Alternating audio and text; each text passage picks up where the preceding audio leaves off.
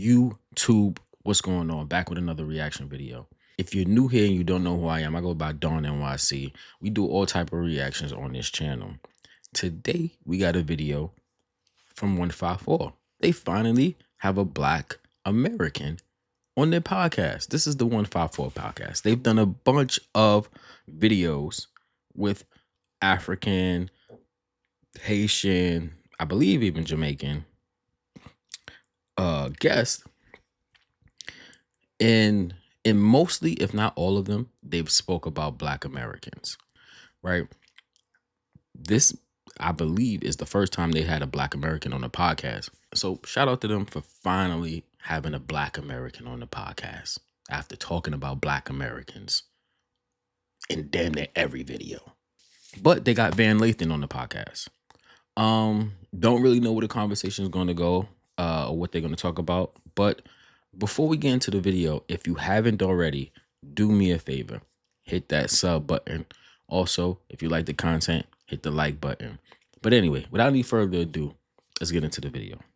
We got to make the connection here. Yeah. When did you find out that you had roots and connection to Nigeria? Did the Ancestry. Okay. Yeah. So I was, I work with a guy, Jomi, my man Jomi. His name is Oluwajumilaju. Okay. Hey. Yeah. Oluwakemi. So that's Yoruba. Yoruba. Yeah. Nice. And so I work with Jomi, and we always talk. Jomi comes from a beautiful family. Yeah. A beautiful Nigerian family. Jomi teaches us, just from knowing his people, I've learned so much. He taught me about the prostrating. Oh, the prostrating. Oh yeah, when you have to. Oh yeah.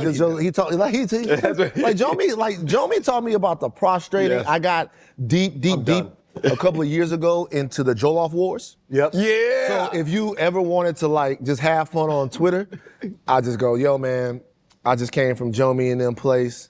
I gotta say, Nigerian jollof is the greatest jollof of all time. Ladies and gentlemen, thank you so much. This podcast is over. And then people hit you up, yo, have you ever had Ghanaian jollof from Senegal, like Sierra Leone, all of that. Yeah. So just, I have had, so I'll go back to finish, is that I did the Ancestry, then I hit Jomi, I'm like, look, bro, 20%. 20% Nigerian, that's a lot. Yeah. And I think just from being around his family and being around his culture, I've seen them take who they are and bring it here to America. Yeah. Jomi was born in Nigeria, but he left when he was very, very young. Yeah. So he is an American Black man, but at the same time, what orients his view of the world and his view of himself are the bonds and the cultural roots from his country. And I've come to consider him an American Black man. You hear what he just said? I know. We gonna get Go ahead. Go. You go. Godfrey he's mad quick to jump. I know where this is going. He's mad quick to jump. He said American Black man. And let's see where he going. Let's see. As an American Black man just said, you know, he's an American Black man. Right. He was born in Nigeria. Yeah. We were both born here. Right. And sometimes we get toasted in the comments. You guys are tethers. Have you heard that one? I have. I don't know what the hell a tether is. I still don't get it. And we were born here. Right. This is what infuriates me about Akbar.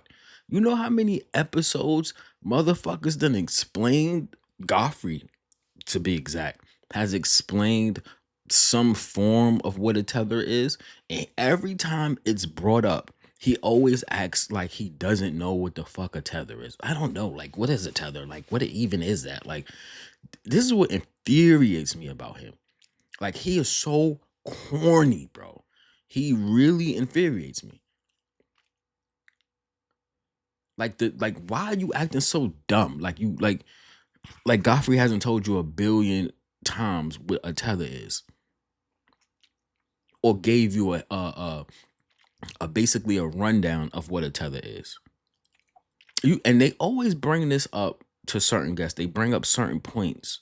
They always bring up these certain questions to get to a point where they can either bring up FBA or bring up the word tether.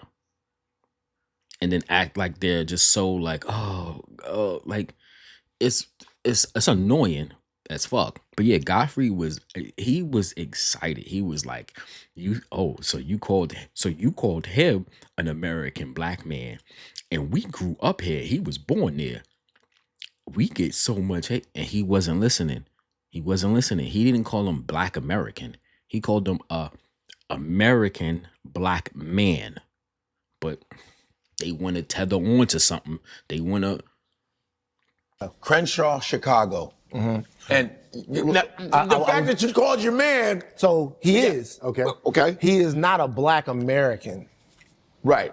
He's an American black man.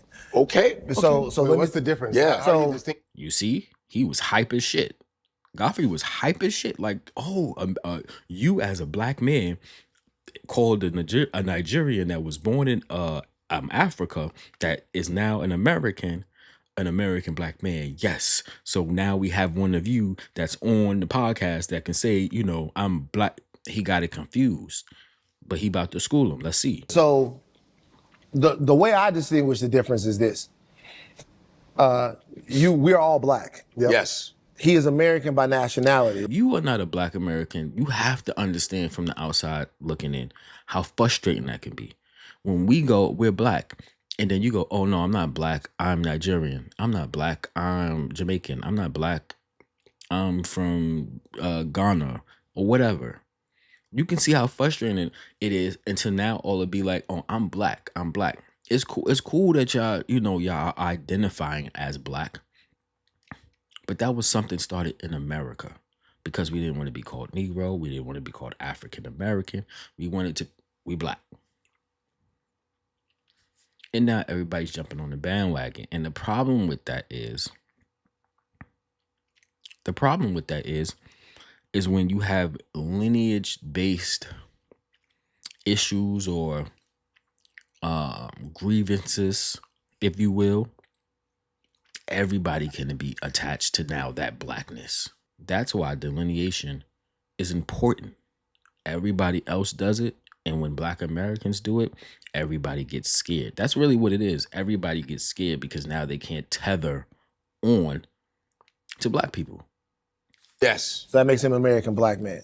I feel like where we trip each other up a lot of times is that when I say black American, what I mean is that my ancestral home is South Louisiana. Right on. Like, that's my ancestral home. Right on. My lineage and my origin, as is the rest of the world's, is African. And I think there's a lot of humanity and a lot of understanding that's to be taken from that. Yeah. It's very important that black people know that there is a lineage and a history that predates white supremacy, that predates the invention of the word black to describe you as black. That's right. You just have to know that, because if you don't know that, then white people invented you. And so that's not the way that it happened. As a matter of fact, it's probably more accurate that you invented them.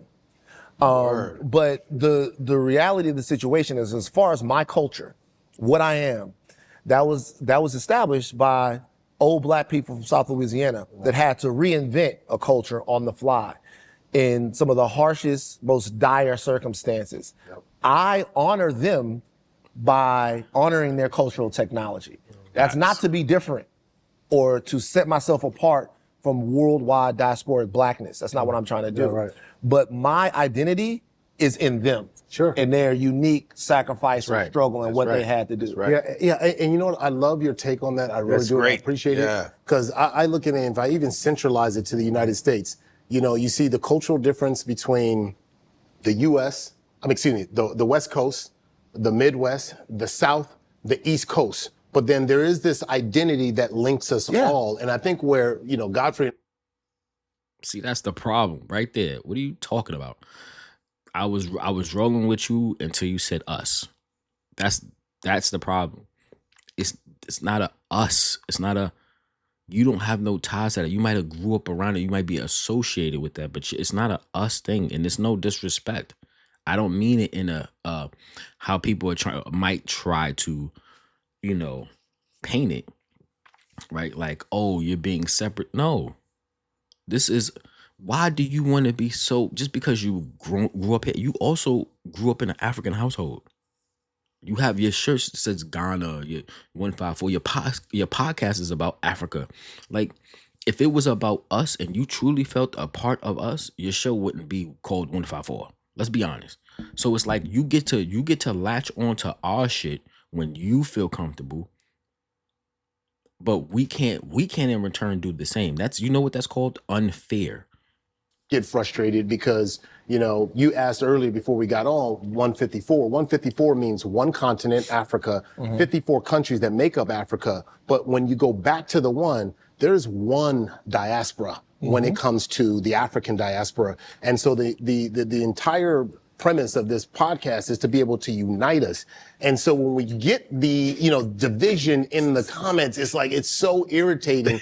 And you go like, how can you elevate the conversation? I think of Michelle Obama, when they go low, you go high. But there's this idea of just trying to separate us rather than going, hey, you know, you just live on this side, you live on that side. But when you go back all the way, and I mean, my man's Godfrey's got the history. You know what separates us is culture. What is wrong with these people? What separates us is culture, identities. We might share the same skin tone, but culture is what separates us. And that's fine. There's nothing wrong with that. Every group of people have their own culture. What makes you different doesn't make you wrong or anything like that. It's just that we are different. But you trying to combine us together for your own fucking whatever reason you want to, that's not fair to the people, right? Imagine us saying, let's take the Dominicans for example, right? They go mean or black. At some point you gotta respect that. You have to respect that. It doesn't mean they necessarily are, you know, disrespecting their African ancestors, and a lot of people took it that way. But it's like, no, you're disrespecting our heritage, who we are, we're an amalgamation of things. Like, we're not just African. We also have this in us. We also have this in us. We have a culture. So when you try to group us all together and go, this is what we need to be unified, it's like, what the fuck are you talking about? When have black people ever been unified? What other group of people are unified? Right? White people war with other white people. Asians war with other Asians. Right? And I'm not saying we have to be like them, but we also don't have to be. We can be unified on certain things, of course. Yes, of course. But we don't need to be. We are not the same. That's just what it is. We just not. I have indigenous ancestry, white and black. It just is what it is. Don't know African got that. I think black people in America are so powerful that everybody else wants to be able to tether on to what we got going on. And as soon as we go, no, we're this and you're that, and you can no longer tether on to us, it's like they get upset. And then they start going, you're divisive. You're trying to separate from the group. It's like, y'all been separating us from the group for mad long. And now that we going, all right, bet, you know what? We've been ignoring it for a while. But you know what? We are. And this is what we are. Then it's like, oh, you're divisive and all this bull goofy shit. You know, and I've learned so much from him in that when you think about, you know, go back to 1884, the breaking up or the dividing of Africa, right? And you start thinking, and going, wait, they just went up in this joint and just started pulling cats out and pulling them to America and breaking them and taking them to Brazil and spread us all the way around and go, and we're not family? We're not what? You're not this. I'm like, how can you tell me that? Like, right? And so. Wait, let's go back to hear what he said. Taking them to Brazil and started pulling cats out and pulling them to America and breaking them and taking them to Brazil and spread us all the way around and go, and we're not family? We're not what? You're not this. I'm like, how can you tell me that? Like, right? And so. We wouldn't have been across the world if Africans didn't sell other Africans. And in Africans selling other Africans and being split up across the world, you know, you went through an ethnogenesis. Right? So you are no longer that. You are no longer African. Your ancestors didn't have sex with this person, that person, and you become something else. So those people have the right to feel like that. And you just have to get the fuck over it. Like, it is what it is. Americans been dealing with Africans saying you're not African. You know, British Brits saying you don't know where you come from. All this other goofy shit. Americans dealt with it. And now that we just like enough is enough, you want to be like, no, I'm your brother. I'm your brother. It's like, we don't give a fuck about none of that. We're not trying to hear none of that. Like, really don't care. That's where I get, tripped up myself, is going, I was born and raised, everything that's happened to me, I mean, in my lifetime, growing up in South LA, I was like, how am I any different? Outside of the fact that my family came from Nigeria. So I consider myself bicultural because I am. I grew up in two different cultures. I leave the house and go in one culture. I come home, I'm prostrating, I'm eating fufu, I'm doing, so anyways, what your take is on that? Let me ask you this. Why do you think they're doing that? The people that do that. Hate. You think it's hate? I'm gonna tell you why I think it's hate. Hate in what sense? Like they're hating on you because no, not hating on me. No, it has nothing to do with me. I think there's an insecurity in there, and I think it's trauma. When we're talking about trauma, there's trauma, and they take it out on you. What insecurities would people have? And of course, people in their position, they look at comments that if they're not positive, they're negative. These people like them can't see constructive criticism, and sometimes you have to be able to read a mean comment and take that constructive criticism. I'm a new content creator, right? And I've gotten some comments where people just said some crazy shit, right? And I've read it, and I've taken what I can out of it, and then gone with it, because I reply to all my comments, right? So I take what I can out of it, and if it's like completely just ass and just stupid, of course I still reply and check them. But if it's constructive, I take what they say and I go, oh, okay, I can definitely work on that, or whatever. The problem with these type of people is that they have their head up their ass and they can't separate the two. So yes, there can be some mean comments, some people just saying some just off the wall shit, like just saying you're a tether and then just leaving it like just blink. That's clearly just hate, right? Especially if you don't explain why you calling this person a tether in the comment section. Even when the clip might not even be about Foundation of Black Americans, they'll probably still get some shit like, oh, you tethers or whatever, right? You can clearly tell that's hate compared to someone telling you, hey, you need to stop doing this, or y'all are wrong about this, that, and third, and y'all just totally just disregarding like, oh, they're divisive. This is hate. And I think that's what it's come from, because there's no way all of the comments telling you about yourselves and your show is hate. I know that for a fact because I've been in the comment sections. I've seen like what people say. At this point, they just want sympathy. They want sympathy. They want people to feel bad for them. Like, oh, we getting so much hate. It's like y'all niggas know what y'all doing. Y'all know what y'all doing since the beginning of the fucking y'all podcast. Y'all have put Black Americans in y'all titles, in y'all clips, right? To garner views, and then when you got backlash for it, it's like, oh, we getting bashed for this. It's because you have certain times when you have certain talking points, it's like it's hard not to call you a tether, even though Godfrey is very well-rounded, very intellectual. I would say knows how to articulate himself, and Akbar knows how to articulate himself well. Y'all say certain things that come from a place like what Godfrey just said. Insecurities. What insecurities? Even when they hate, what insecurities could they be? They just hate you because of the things you say, the things you might represent. That's why they hate you. It's not insecurities, and that's the problem. Also with the fucking actor, the British actor dudes that was saying it comes from a place of insecurity. It's like, what do Black Americans have to be insecure about you guys about? Like, where does that? I don't get the correlation.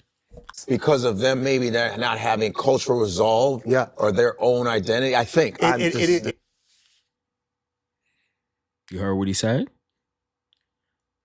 and this is why I want. God, this is why Godfrey niggas be calling you a tether. This is why. What do you mean cultural identity? Like, let's go back and hear what he said real quick. When we're talking about trauma, there's trauma, and they take it out on you, because of them. And please, before we finish, please stop using our trauma as an excuse of why we might put you in your place, so to say, right? Don't use our trauma as an excuse of why we do what we do. That's not it's part of it, because when you go through an experience, you learn from it. You learn from it. That's why you think things are happening the way they're happening now, right? So yes, you can say it's our trauma, but you're referring to more so the trauma of America and things like that. We not even talk about the trauma that comes from your side and the things that your people have done, right? We're not talking about that. So when you bring up trauma, it's like, what are you using? That's not why. It's like almost like when you it's almost like he's insinuating that, like, you know how like when a bad kid misbehaves and he has like a troubled past or something like that. It's like that. That's what basically what he's saying. Like, oh, it's the trauma. That's why they doing that. Like, nigga, what? But let's continue. They're not having cultural resolve, or their own identity. I think it is the one more time. They're not trauma. Yeah, there's trauma, and they take it out on you. Yes, because of them. Maybe they're not having cultural resolve, or their own identity. I think cultural resolve and their own identity. What the fuck is he talking about? Cultural resolve. I don't even know what that means. Then he said their own identity. Huh? Nigga, what? And he said, I think. That's what he thinks.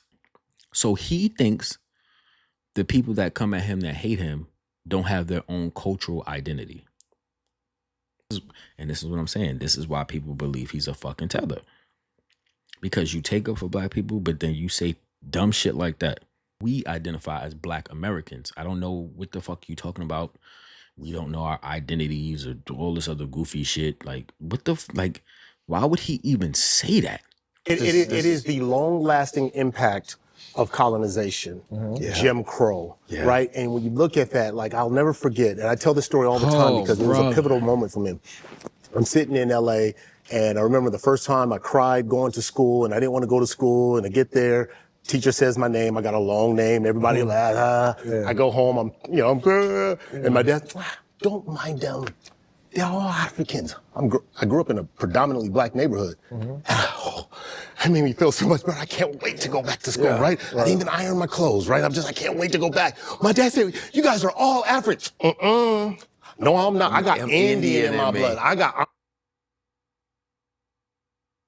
This nigga, this is the second time this nigga done told the story. I didn't make a video on the first time he did this, right?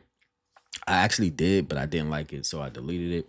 It's the second time this nigga done told this story and did the same facial expressions and all this other goofy shit, right? Emulating a black girl, right? Look at his dumbass face. He butthurt because kids made fun of his long ass name, right? Black Americans joke on everybody. They even joke on their own. I got my ass cut and it made me learn how to cut ass, right? You were so sensitive about it. Like, you were so like, I don't think when I first ever got teased that I was like, I went home and cried. Of course it hurt my feelings, but I don't think I ever I cried about it. You know what I did? I learned how to cut ass. I learned how to tell jokes. I learned how to do the dozens, whatever you want to call it. And I came back to school and I started flaming niggas. And niggas stopped trying to cut ass on me. Because then I was nice with my shit. Started cutting niggas' ass. What he did was complete opposite of what a black American would do. And now he's talking about your father said they're all Africans. No, we're not. So your father was wrong. Your father was fucking wrong. And then he sent your dumb ass to school talking about we're all Africans. Fucking hilarious, bro. And then your dumb ass got roasted some more, like, as you should. It's all a learning curve. Instead of you learning from that situation and trying to take that information, you want to keep pushing back with, oh, African, we're all African. No, we're not. We have African ancestry, yes, but that doesn't make us African. I also have fucking European ancestry.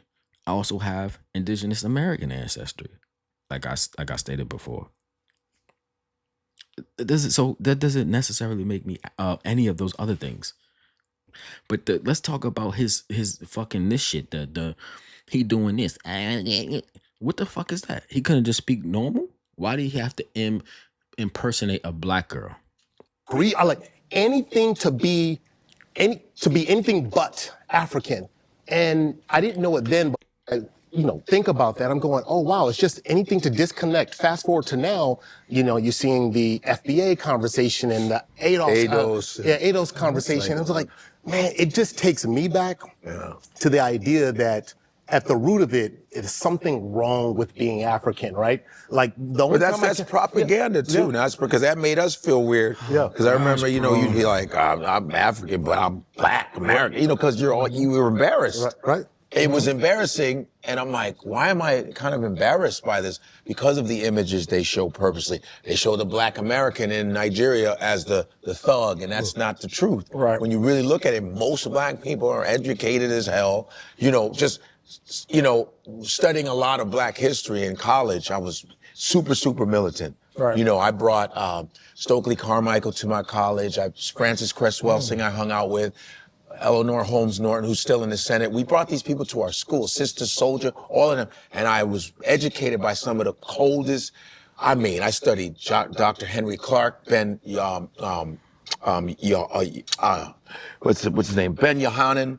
And I would go to Savior's Day. I'm in Chicago, so I'd go to Southside to go see the minister.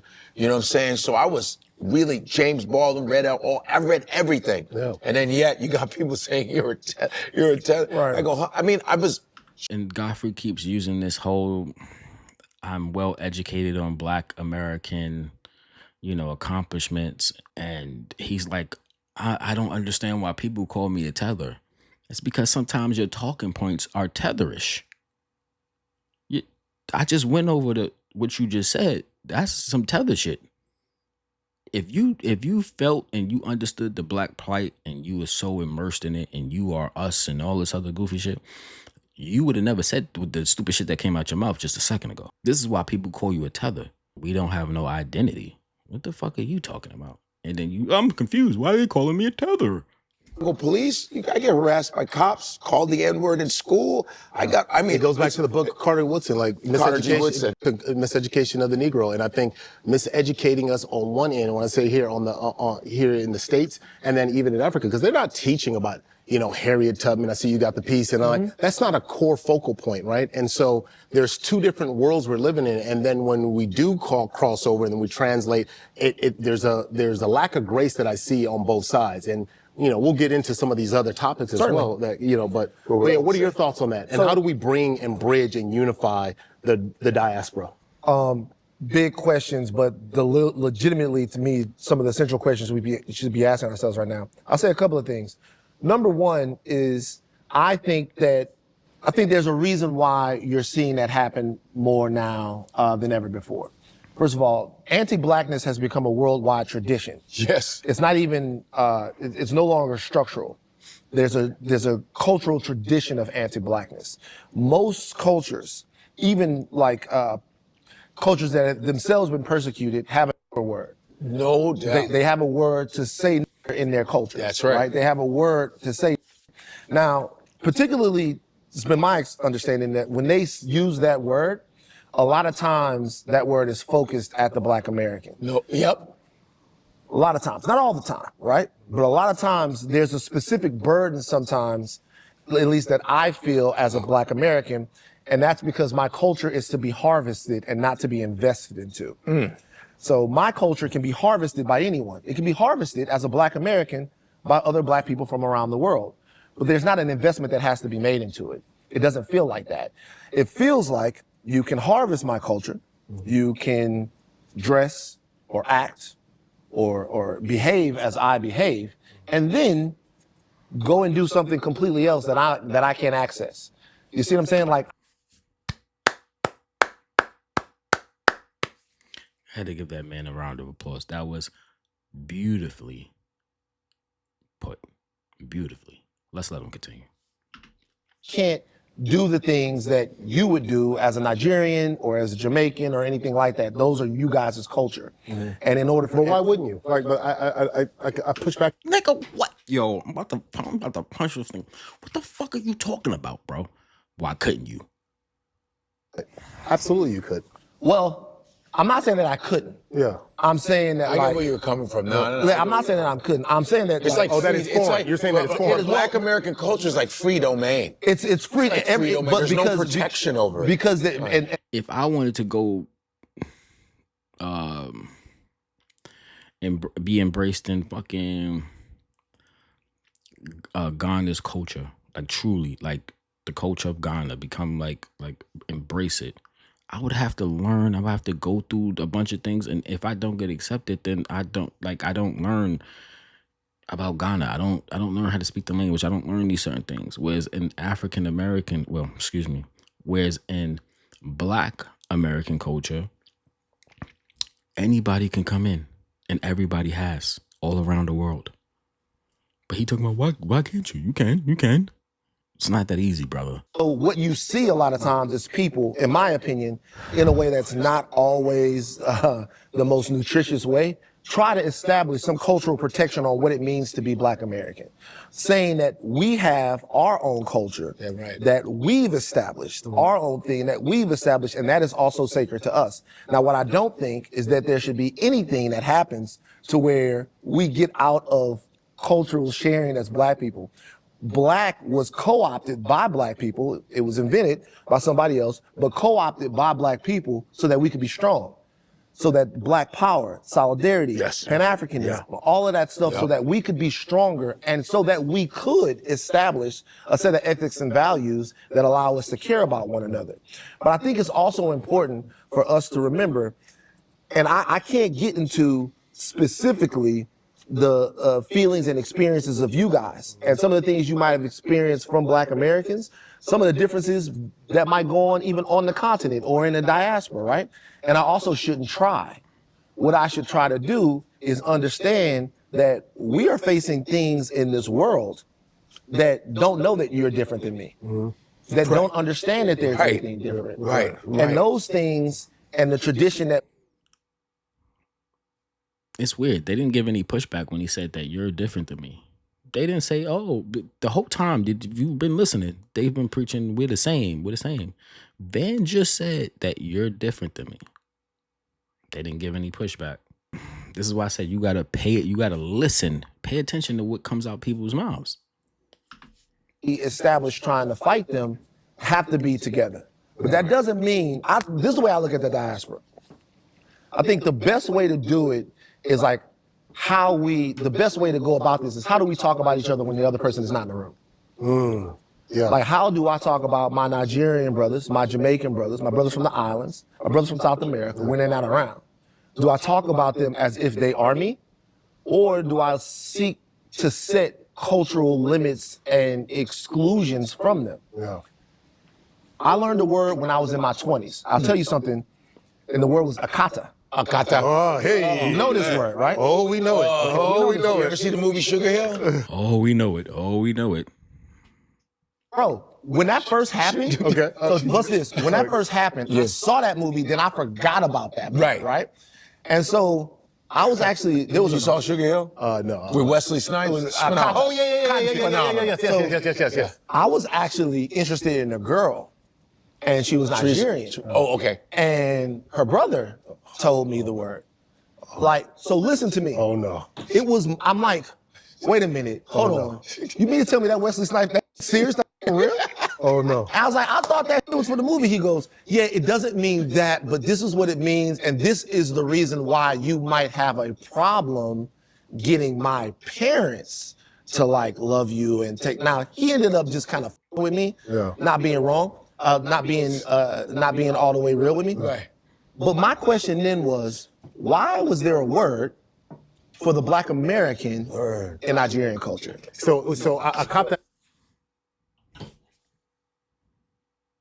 way I've understood it, and you can correct me if I'm wrong, ahead. is that like for me, like the way I speak, I'm born here in the United States, so I speak with an American accent, right? Right. Furthermore, I'm from the West Coast, right? So that sounds a lot different from, you know, the South and so on and so forth, right? So when I go... You sound like any token black dude.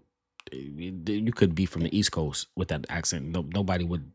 You you don't have a West Coast accent at all. Home, you know, Akata is almost as like, oh, he's Americanized. It's probably the best translation I can give it. Like you're a little disconnected, but it's okay. You know, you're Nigerian, right? But that also, the deeper meaning to that, to me, the layer underneath that is the fact that for so long, Africans have been looked at as, like, oh, you're the other one, right? Like you're just, you know, nobody wants, you want to be disconnected from Africa because it's poor, it's this, it's all these bad, you know, attributes. And so that term is going, oh, you've been disconnected from us, right? You've been disconnected, but not in a disrespectful way, but mostly in a way. And it's over the years has turned into this like this slight little diss, right? Like, oh, it's a gigantic diss. Yeah. Like, right. Because to me, I felt like it was, and you might have your own different opinion on it. But for me, I always looked at it as like a protective thing, like I have to protect our culture because these ones are coming in, maybe perhaps looking down on me. But here's the last thing I'll give it to you.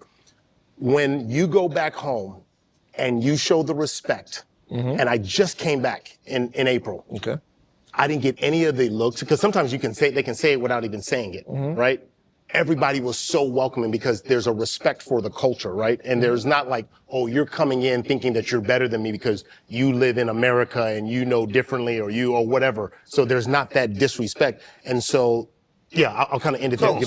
But what you're saying is, in an attempt to protect your culture, there was a term that was invented that was... Now that sounds like an insecurity. So you just admitted that your people were insecure. You come up with a word because you think that they think that they're better than you. Insecurity. To somebody outside of it that is still black. That's your theory. Right. Yeah. If that's My interpretation. If that's your interpretation, that is why somebody would call you a tether. They would... Fucking yeah. Man, you made me proud. You made me fucking proud. That's exactly why they would call him a fucking tether. Good fucking job, Van. Good job. Because that explanation was crazy as fuck. Call you a tether for the exact same reason. The term tether and akata are the same. The Trying to be black American. Both terms are terms that are like most racial slurs are seek to denigrate another culture, right?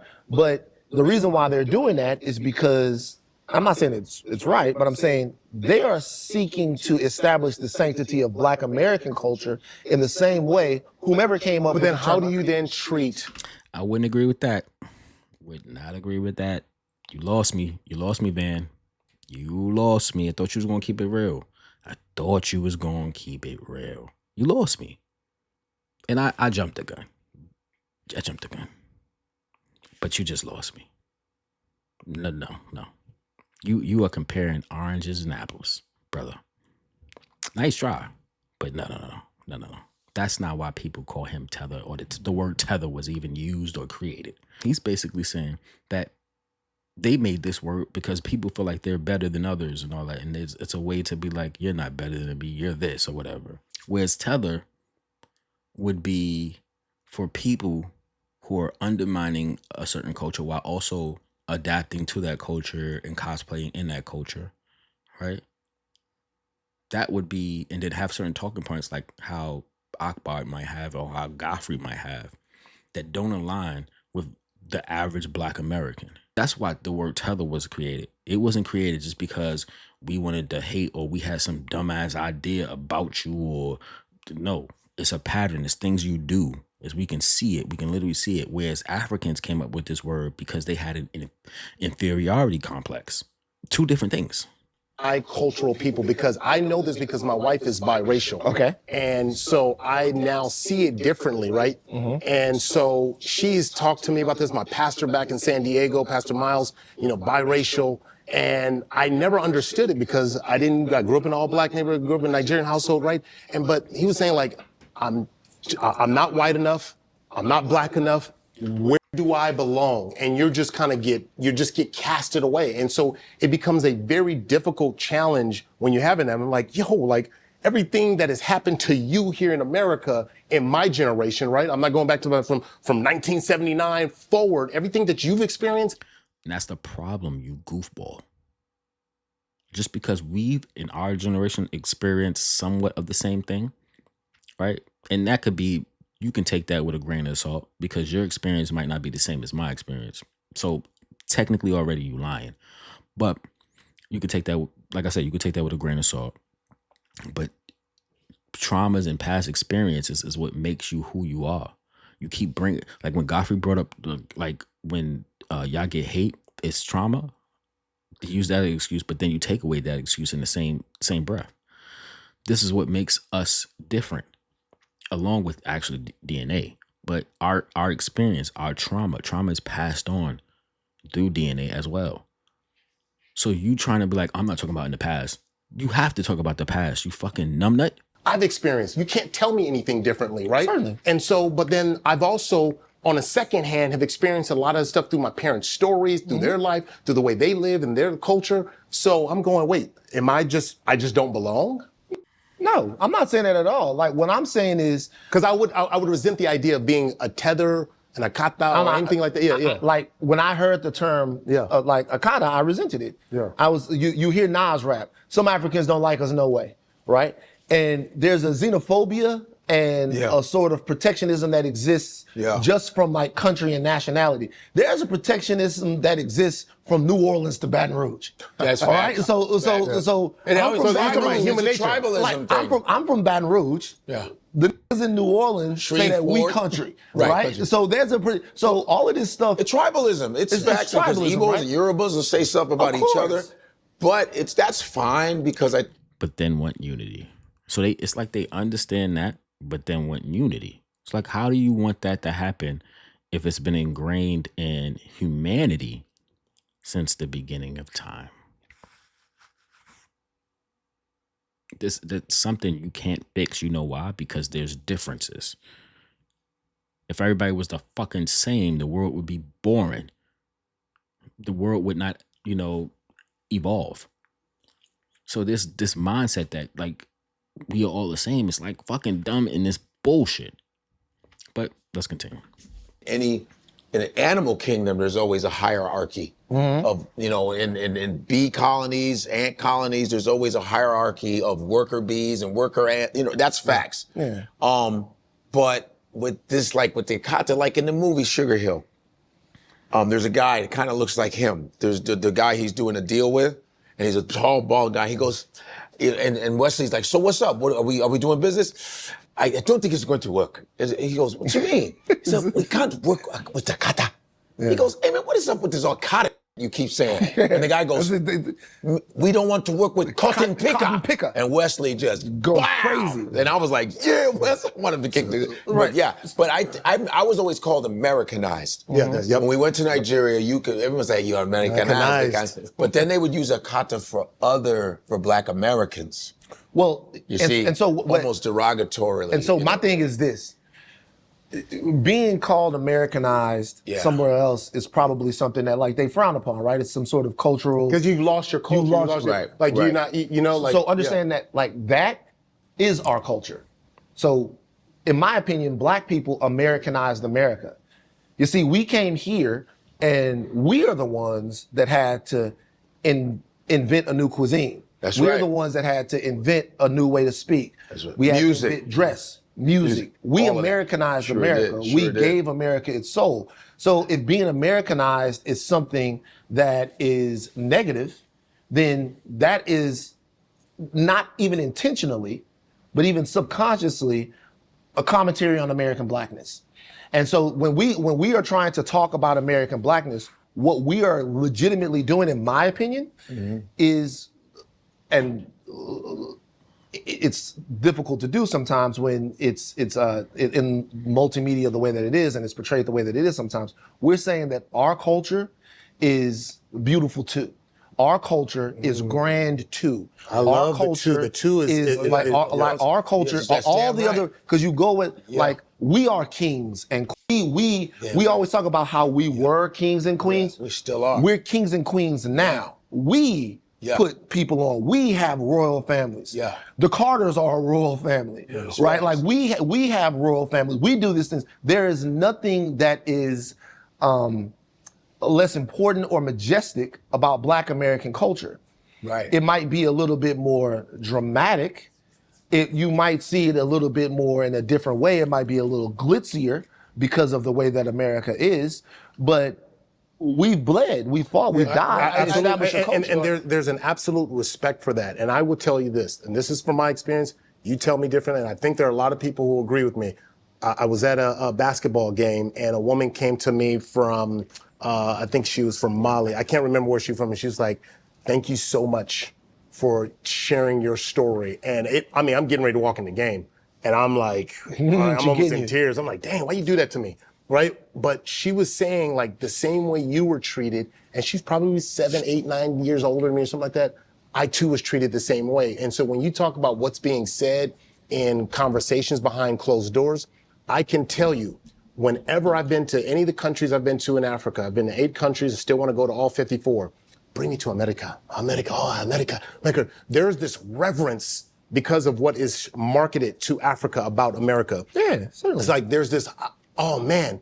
But on the other side, it is like, oh, you African? I can't tell. I mean, all the way till when I was, all the way till when I was in the locker room. And so here's the thing.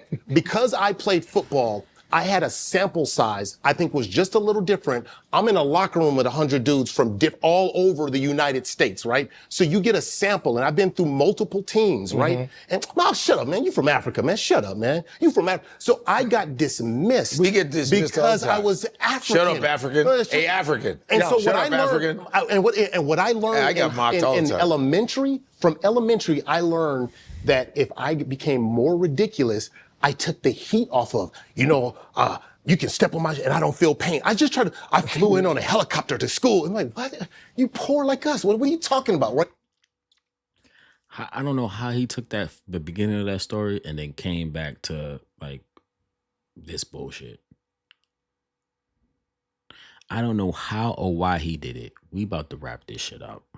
I did anything so I could take the heat off of it. It was constant. I mean, when they would say, they would go through the names and go, whatever, the last name I knew, oh boy, here my name come up. There's a Bajabi, me. I try to hurry up and beat it to the punch. So the class wouldn't erupt into laughter. They did it so when you're going down the name of students. Godfrey, that's me. Like, hey, I totally get that. So this is what I'm saying. Number one, is it a possibility that a football locker room might not be the most evolved place in the world to have a... Wrong. Okay. Wrong. It is the most involved because where there's a brotherhood. No. I understand that. No, evolved. No, it is evolved. So what I mean is this, and this is not a diss to any of the brothers playing football, but what I'm saying is there's a whole other part of this story. Yeah. A whole other part of this story is romanticizing Africa and being African, and people for generations telling young Black Americans that your salvation is in what you were, because you were a king, you were this, your woman, you are the mother of civilization. Yeah. You started that. You are the original people. Yeah. You are all of that, and that focus sometimes is a focus that says, look to the past for the grandiosity of your humanity, because what you're living in right now ain't that. So there's also been, on the flip side of that, I'm not talking about you guys' experience, because obviously my man Ben Toure, I grew up with him in Baton Rouge, and Ben used to get it all the time. Ben was quick with his words, and he'll be quick to cut you down. Right. Ben used to get it all the time. Yeah. But there's also... Sounds like Ben knew how to cut ass. Pause. It sounds like Ben knew how to cut ass. It sounds like Ben knew how to tell some jokes. That's what it sounded like to me. It sounded like Bing understood the culture, understood kids will be mean. Then if you still experienced it in high school, junior high school, you understood that it was coming from a place of love. It wasn't coming from a place of like, we hate you. But it seems like Akbar internalized that like hate, like, oh, they're separating. Like, I want to be like you guys, but you're separating. It's like this nigga, every chance he get, he bring up these African stories where he was teased and he was like, it hurt him. It clearly did. Like, I hope he's in therapy. I hope he is. Because that's like, how many times we gonna hear about him, the people calling him African or telling him, you African, shut up, like, you don't know what you're talking about, or you African booty scratcher, when he was kids. Like, how many times you gonna bring it up as like a way to justify whatever? In my opinion, this grand view, I mean, people go to Ghana and they weep, they cry. Yeah. People go to Africa and they feel a certain feeling of connectivity of home and belonging. That is a lot of that is because of the stories that we've told ourselves about who we were. Yeah. I think in the last 30 years, particularly, we've started to tell and want to tell a lot of stories about who we are. Yeah. And to me, I was raised by old black people in Louisiana. Yeah. And those people wanted me to know what I am and what they did. They wanted me to know that they survived for me. They wanted me to know that me thriving in this world was honoring them. And they wanted me to know that it started in Maringouin. That their history started there. Not their entire lifeline. That goes back to the beginning of time and to who we all are together. I think the next step in this is when we all decide, and one day it'll happen, maybe not this generation. Maybe after this a podcast. Maybe after this podcast. Maybe. When we all decide that there is something that connects our people that no one can explain. It's different and it's not pain. We think that it is. We think it's a shared history or history that's unshared. There's something else, and no one can say what. And it makes people feel uncomfortable when we revel in it. Of course, we're connected. Of course, we're connected because if you think about it, all black people share similarities in some form or fashion when it comes to food, culture, and all that other stuff. So yeah, I think it's the essence. It's the I don't know what you call it, but just because we're connected, I can have on a bracelet and then have different type of charms on it, right? There's still different charms, but still connected to that one bracelet, right? All right, so that's just all it is. We are joyous in it when we share it. They hate our and happiness. not just Africa, but in the islands. When you see them, when you go, man, I remember going to Grenada one time. And the brother in Grenada goes, man, we so happy to have y'all. Welcome to the Africa, the Caribbean. And me and Charlamagne look around like, what? Like we, you know what I'm saying? So like, when we understand that thing that the rest of the world can't understand about what it is to be black, that they turn us on each other, maybe we'll stop doing it to each other voluntarily and figure out a way to move past it. Yeah, so that's going to be the end of the video. That was a little bit of a long one. But a lot of their talking points were long-winded. But yeah, these two motherfuckers out through this whole portion of this clip have said some crazy shit. And this is why people, in my opinion, call them tethers. But anyway, y'all let me know what y'all think about the video in the comment section below. Let's start a conversation. That's going to be it for me. I'll catch y'all in the next one. Peace.